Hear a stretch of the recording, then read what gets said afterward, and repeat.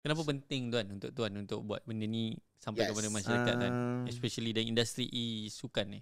Sebab kerja keras yang kita buat, saya dan kawan-kawan buat dalam e-sports ni sampai kementerian Belia dan Sukan ni jadikan e-sports sebagai sukan teras ni. Betul. Kerja keras yang lama. Dan saya bawa e-sports ni, saya dan kawan-kawan lah bawa e-sports ni untuk kita orang jadikan dia sukan yang teras lah. Dan hari ni ramai budak-budak punting sekolah tak nak sekolah sebabkan main game. So, nak main game yang macam Mobile Legend, main PUBG, main PC, game PC. So diorang dia ada proper place lah sebenarnya. Ada proper place lah. Ada proper club dalam sekolah. Dan sekolah ni pun endorsed by KBS. Ibu bapa agak skeptikal juga. Sebab bila anak terlampau lama dekat handphone, kadang-kadang bila anak ni dia teenagers kan, lupa makan, lupa mandi, lupa solat.